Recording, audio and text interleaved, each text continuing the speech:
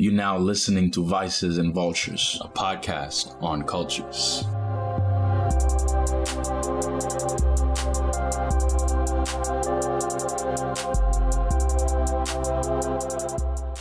What's going on, everybody? This is A2, and on Fridays we'll feature regular guests who will share the cultures that they're passionate about. Annarose is back, so I'll let her introduce the next dog topic. Hey everyone. In this episode, we're playing back a conversation about 3 rules that I live by when working with dogs. I've taken to calling any correctional collar a communication collar because that's really what it is. Any kind of motivation. Well, think about what is dog training? It's like us communicating with our dogs in the end. So positive motivation is communicating with them that when they do something, they're going to receive a reward for it. And negative motivation is communicating to them when they do something that they shouldn't do or they don't comply, they're going to receive a correction for it. Again, a correction is something that specific dog sees as motivating to stop a behavior. Right. And dogs, they need negative motivation. They need corrections. They need the structure that it provides for them. They correct each other. You know, I mean, how do we learn how to communicate with dogs? Watch them communicate with each other. You know, if you have someone who speaks a different language than you, one of you has to learn the other's language if you're going to communicate with each other. That's it. And so dogs can't learn our language, so we have to learn how to communicate with them in theirs. They're such a big part of our lives, you know, and even becoming more so. I just think it's really important that everybody understands them a little better. So how do you like execute this through your corrections and the communications and stuff? So again, depending on the dog is going to depend on the correction. So I usually start utilizing corrections once for one of 2 reasons. Either the dog is doing something that is going to be dangerous to themselves or to someone else. If they're doing a behavior that you want to extinguish, then we're going to correct that behavior. And then the other time I use corrections is when I've trained a behavior into them. Recall, for example. They know that when I call them, they should come to me. But then they've just decided to start refusing to do so. And so when they refuse, they're going to receive a correction that is well-timed, that gives them directional help on how to respond to the correction. And then still, once they comply to the correction, they're going to receive a reward. Well-timed meaning that it happens immediately. Yes, it happens. Yeah, just to clarify for everybody listening. Yes. Like, right. Pretty much catches them in the act of the decision to refuse or not comply. For sure. Yeah, so it's going to look like a couple different things. So it could be just like a quick pop on a flat collar, like a pop on the leash. These are kind of easier to show than explain. It can be really hard to explain what that means. But the leash pop is pretty much just if you're grabbing the leash of your dog and you're just like, do a quick yank. Yes. Yeah. It's not a long pull. Yeah. It's a quick yank. Yeah. Quick pop. And that's something that I feel like people, than it is in anything else. That's a default for sure. I feel like people, like those listening, can definitely envision that because you see that enough to kind of visualize it for sure. Yeah. But we'll also do like a video component. Yeah, definitely. But yeah, it's very quick. And it can be with different strength as well. So depending on the dog, you know, and just because the dog is small or large does not necessarily mean that they need a harder or lighter correction either. Right. It's just going to depend on their motivation level, which I always start lower and then add strength or add, you know, to the correction level as I see that the dog, whether the dog complies or not. Right. Usually you're just collecting information as you go along. Exactly. Yeah. Learning about the dog and just what's going to kind of change their behavior. Right. Okay. So we talked about leash pops. What else do you use? So in conjunction with the leash corrections, the leash pops, I will utilize a flat collar, or I prefer to use a prong collar. And prong collars, again, a lot of negative motivation has bad raps that I just want to dispel the reps and myths of kind of in this podcast.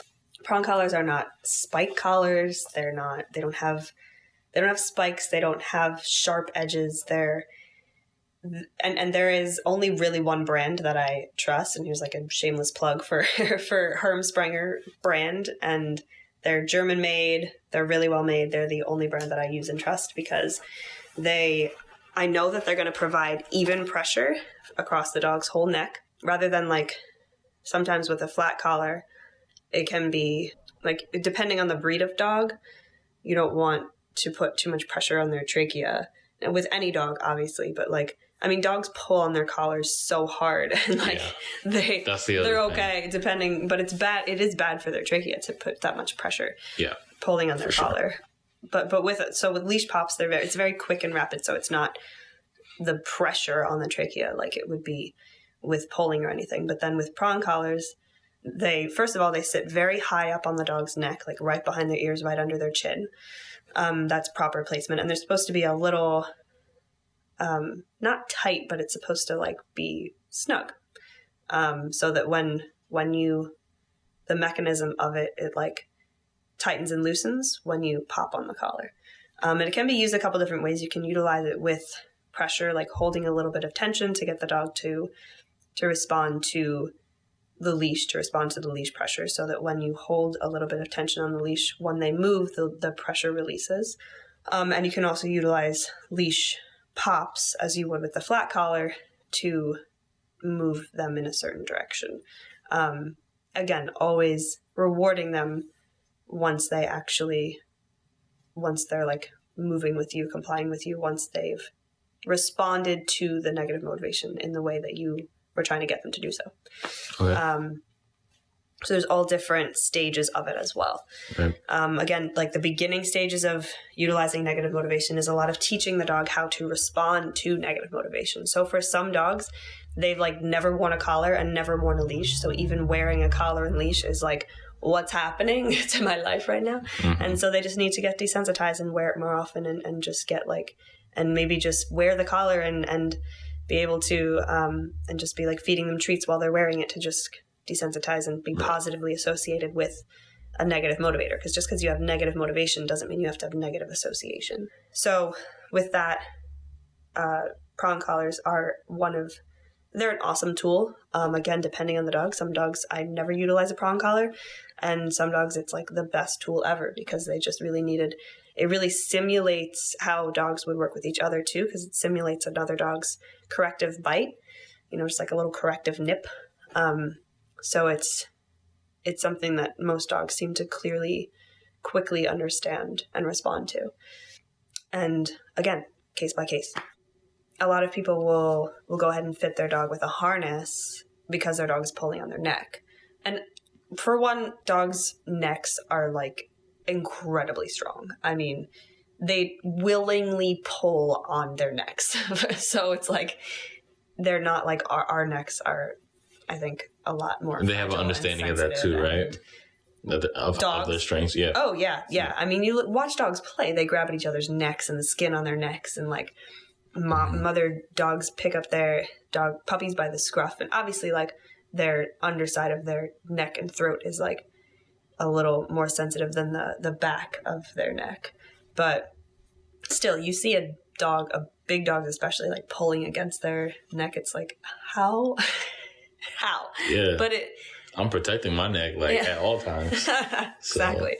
So, but it is dangerous for them to be pulling against their trachea like that. But they don't like dogs just like, especially when they're overstimulated, on walks, they're usually overstimulated. So they're just continuing to pull, even if they might be uncomfortable. But so anyway, a lot of people, in an attempt to make their dogs more comfortable and have a safer solution for pulling on the leash, will get a dog a harness. And here's the thing about harnesses. They were created to give dogs strength to pull.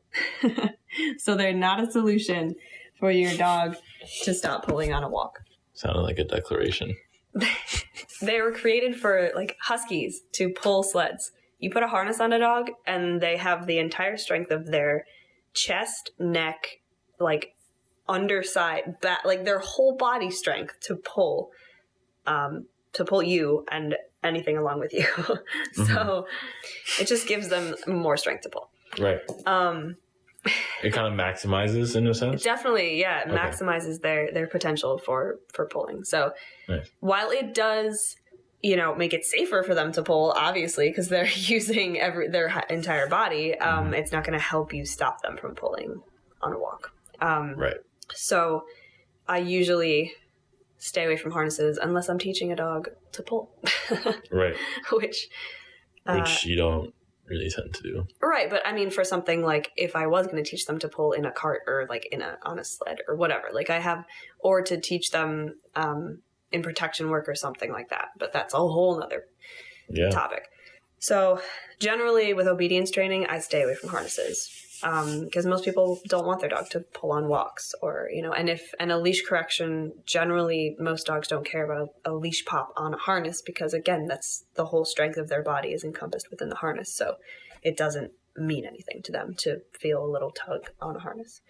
So, and there are a lot of different collars out there. There are martingale collars, which are similar mechanism to a prong collar wherein, you pop with a leash on it and it does a kind of like tightening, loosening mechanism. But still, it's that flat collar, so it doesn't provide even pressure across the dog's whole neck. It's just going to be like on one spot. The pressure is going to primarily pop. Right. And that's the same with chain collars. I usually stay away from chain collars as well. So my usual go-to tools are prong collars and remote collars. So remote collars are honestly like my favorite dog training tool. And I can go through a lot of reasons why. So first of all 4 of my dogs are fully trained with remote collars. And by that, I mean every command that they know, I can correct them with a remote collar and they understand how to respond to the remote collar correction for every command. And that's can be a very long process, depending on what you want to teach your dogs. First of all, they have a bad rap because what they used to be. When they first were made, they were just like pretty much for hunting dogs, and they were like 1 shock level, and it was actually a shock. And it was just like, come back to me with my bird or you're getting this correction. But along with every other technology, remote collars have advanced exponentially. The remote collars that I use have like a static stimulation more than a shock. It's almost like a pulse or like a high frequency vibrate more than it is a shock per se. Right. And the collars that I use also have levels from 1 to 100 or 127. So you can really find the correction level that is going to work for the dog. So there's it gives you a lot of flexibility as far as how intensely you want to train the dog, because especially in your case with 4 dogs, each one of them having so many different personalities, and like traits and stuff like that. So is that like kind of another reason, or that's kind of like the allure for you as far as using remote collars, because you're able to like do all these things with it? Yeah, it's incredibly, like the versatility is incredible. Yeah, versatility. The like finished product is, not that dogs are ever really like a finished product trained, like they're always continually learning, but there's a point where you get them to where it's like they're reliable, and that's what it is. It's like the finished product, quote unquote, is reliability in any situation. And again, with the different correction levels thing, it's like if I'm working with a dog and I pop the leash on their prong collar, I might pop it a little softer than you or than someone else, or someone else might pop it like softer than me or harder than, so wherever every person is we're not going to be able to match the correction level that the dog needs necessarily. Right. So as far as transferring training to owners, remote collars are 100 times better, because we can all be the same correction level. Because if you keep that remote set on level 30 and that's the dog's correction level, then I'm the same correction level as the next person I hand the remote to. So that's super helpful when transferring training to people. And I mean, each of my dogs is a different correction level. So, general correction level, when there's nothing like highly stimulating or anything. So like Kenna's typical level is like 30, Drogo's like 45, Siren is like 15, and then Inara is like 50. And it's like, but then Sirens I have to fluctuate a lot depending on how motivated she is. Like if her prey drive is intense. So if she were chasing something, I'd probably have to like double her level at least, if not triple it, to get her to comply.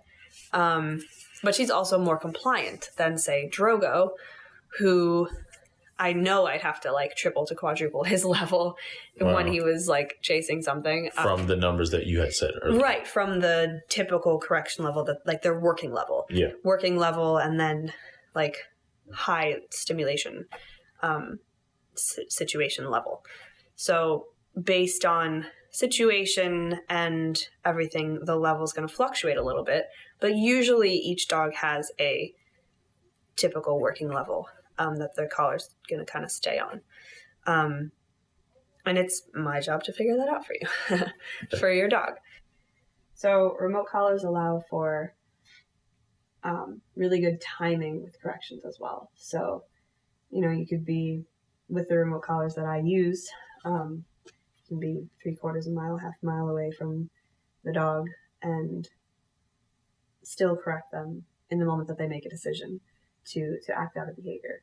And even, most people don't need that much distance. It's like you could be in the other room and still have good timing, because you can't grab a leash within 1.3 seconds necessarily from, depending on where you are. So they allow for the best timing, consistency of motivation, and then overall consistency. So the three main principles that we've talked about before are easiest to transfer to owners, especially utilizing remote collars. So I just think they're one of the best tools for pet owners.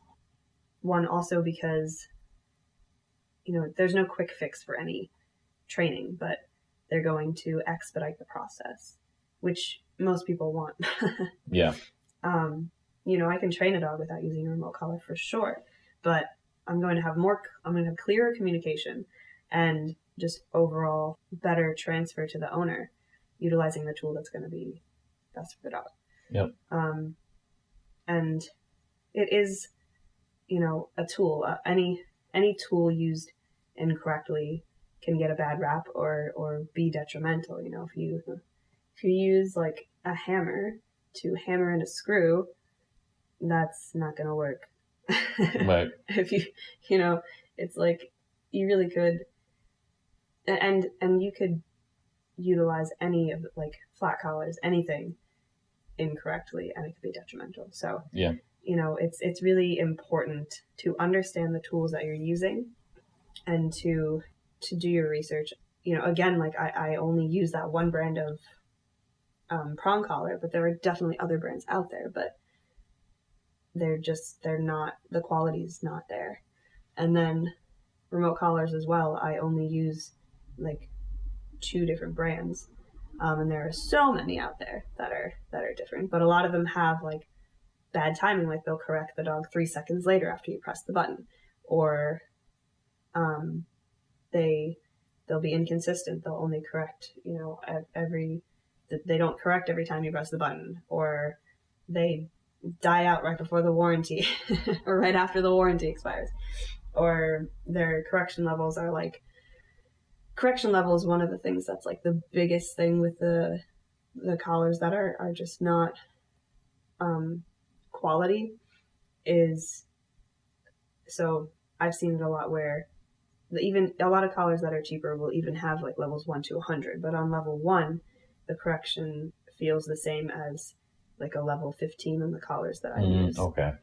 And then so the technology is not as advanced as it could be as far as... Right. Okay. Yeah, so then like, level 2 is like a level 30 on the collars I use, and then a level 3 is like level 70 on the collars I use. So it's like the corrections just are, you can't find the actual correction level that the dog needs because it doesn't leave enough room for interpretation. Yeah. Yeah. So it's important to do research, know the tools that you're using really well, and to work with a trainer. Like I think that's one of the biggest things too, is a lot of people will just get a training tool and just put it on the dog and start using it, and the dog's going to get confused and potentially react, and because they don't understand what you're trying to communicate, because it's being communicated incorrectly, or too hard, or just incorrectly timed or whatever. So it's important to work with a trainer that knows how to use those tools properly. Right. For sure. Nice. Are there any other collars that you wanted to go over? I know obviously you are big on remote, not about harnesses at all. And then everything not for obedience training. not for obedience training, yeah, for sure. And then everything in between. No, that's kind of That's it. Yeah, that's primarily it. I just and I'm open to, I'm always answering questions and concerns and comments about collars and negative motivation, because I get the hesitancy, and the negative association is really just lack of education, I think, and lack of understanding, Right. and bad rap. So just really needs to be looked at again and just re-educated and kind of right. Revisit the idea of Yeah. what collars are and what dog training is. and communicating with our dogs properly. Thank you for tuning in to this episode. My goal is to educate, and Feature Fridays allow me to share what I have learned and am learning about dogs. Thank you for taking the time to listen to this episode of Vices and Vultures, and considering being a supporter of this project. Even leaving a review on your preferred podcast platform goes a long way for us. There is more information about this episode, as well as who we are, in the show notes. This includes all our social media links, so you can see us and not just hear us. Vices and Vultures is brought to you by Aesthetic and is based in the great state of New York. Be sure to subscribe to this podcast for more episodes. And tune in next time to Vices and Vultures.